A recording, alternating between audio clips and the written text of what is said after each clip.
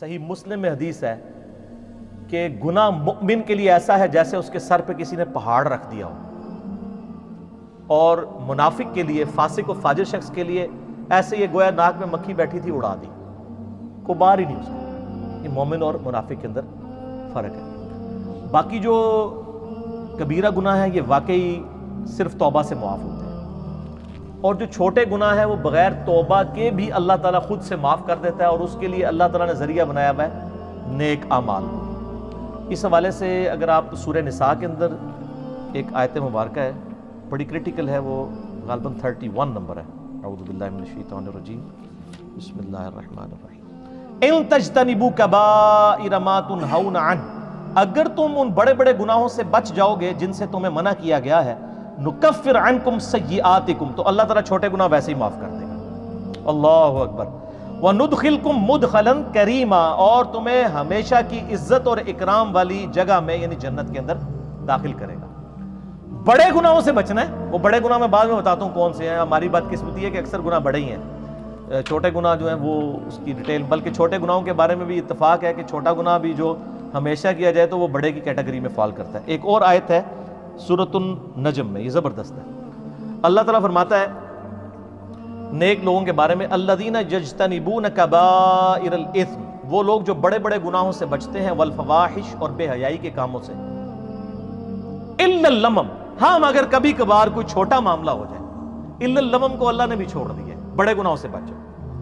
ان ربک واسع المغفرہ، بے شک تیرا رب وسعت والا ہے مغفرت کے اعتبار سے، ہوا اعلم بکم، وہ تو تمہیں اس وقت سے جانتا ہے، اذا انشأکم من الارض، جب تم زمین سے اگے تھے۔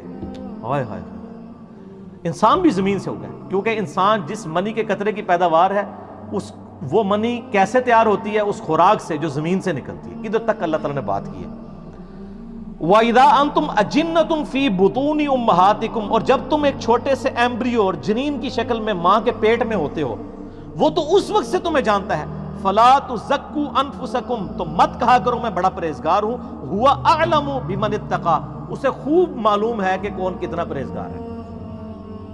اور جو خدا آپ کو زمین سے اگتے وقت سے اس ایمبریو سے لے کر پیدا ہونے تک اور مرتے دم تک جانتا ہے، اس سے کوئی چیز چھپی ہوئی ہے۔ تو اس میں بھی آیا کہ لمم، جو چھوٹی موٹی چیزیں وہ اللہ تعالیٰ معاف کر دے گا، لیکن بڑے بڑے گناہوں سے بچنا ہوگا۔ اور ایک اور میں کریٹیکل آیت بتا دوں، یہ تو کہتے ہیں نا جناب وہ توبہ بس کر لیجیے، خالی کھلی توبہ نہیں ہونی چاہیے، اللہ تعالیٰ خالی کھلی توبہ کو نہیں مانتا۔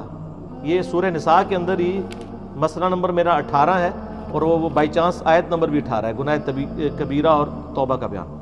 اللہ تعالیٰ فرماتا ہے انما التوبۃ علی اللہ، اللہ کے ذمہ ہے ایسے لوگوں کی توبہ کو قبول کرنا، للذین یعملون السوء بجہالۃ، جو کوئی نادانی میں گناہ کر بیٹھے، ثم یتوبون من قریب، اور پھر فوراً ہی توبہ کر لیں، اس کو تو میں معاف کر دوں گا۔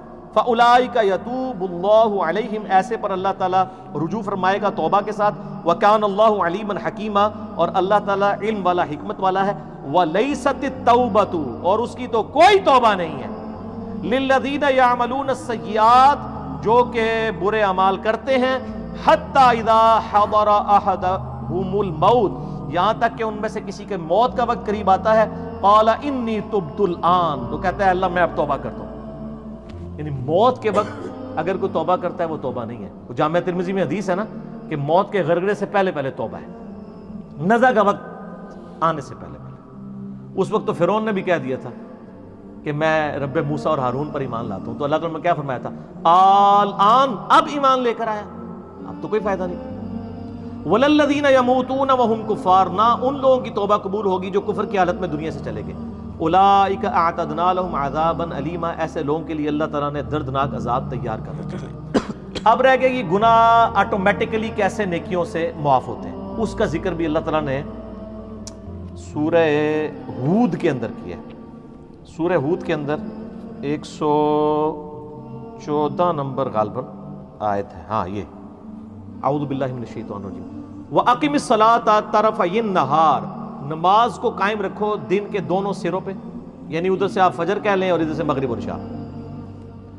وَزُلْفًا مِّنَ اللَّيْلِ، اور رات میں بھی۔ اِنَّ الْحَسَنَاتِ، بے شک جو نیکیاں ہیں، یُذْهِبْنَ السَّیِّئَاتِ، وہ مٹا دیتی ہیں برائیوں کو۔ کون سی چیز مٹا دیتی ہے؟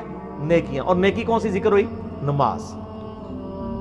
ذالک ذکری للذاکرین، یہ نصیحت ہے ان لوگوں کے لیے جو نصیحت قبول کرنے والے ہیں. اس آیت کے کانٹیکسٹ میں ایک بڑی زبردست حدیث ہے جو بخاری اور مسلم دونوں میں ہے. اس سے ویسے بعض لوگوں نے غلط رزلٹ بھی نکالے ہیں اور اس کی بنیاد کے اوپر وہ ڈیٹس بھی مارتے ہیں کالج اور یونیورسٹیز کے اسٹوڈنٹس. میرا مسئلہ نمبر 106 بہت پہلے ریکارڈ ہے، آج میں اس ڈیٹیل میں نہیں جاؤں گا. میرا یوٹیوب پہ ایک کلپ ہے ویلنٹائن ڈے کے اوپر، اس میں نے 17 حدیث بخاری اور مسلم سے بد نگاہی اور اس سے ریلیٹڈ بیان کی تھی. میں آج سکپ کرتا ہوں. بہرحال بخاری اور مسلم میں ایک حدیث ہے، ایک صحابی نے کہا یا رسول اللہ صلی اللہ علیہ وآلہ وسلم، آج یعنی مدینے کے کنارے پر میں نے ایک عورت کو گلے لگا لیا، نامحرم عورت کو، لیکن میں نے اس کے ساتھ وہ ایکسٹریم تعلق قائم نہیں کیا، باقی سب کچھ کیا، تو مجھے پاک کر دے. تو آپ صلی اللہ علیہ وآلہ وسلم نے فرمایا نماز پڑھو، اللہ تعالیٰ یہ گناہ معاف کر دے گا. اور پھر آپ نے یہ سورہ ہود کی آیت نمبر 114 تلاوت کی کہ نماز کو قائم رکھو دن کے دونوں کناروں کے اوپر، رات کے اوقات میں بھی، بے شک نیکیاں برائیوں کو مٹا دیتی ہیں. لیکن یہ اس صورت میں جب ایک آدھ دفعہ غلطی ہوگی، اس پہ بھی اجماع امت ہے کہ چھوٹے گناہوں کو چھوٹا سمجھ کے بار بار کرنا یہ خود گناہ کبیرہ اور بغاوت ہے. اس سے ایک واقعہ ورنہ چھوڑ دیا. اگر وہ حضور کو اس وقت یہ کہتا ہے یا رسول اللہ ابھی تو معاف کروا لے تو میں پھر جا کے کراں گا، تو پھر آپ کا کیا خیال آگے سے فتویٰ کیا آتا؟ ٹھیک ہے، تو غلطی ہو گئی فوراً رجوع لائیں.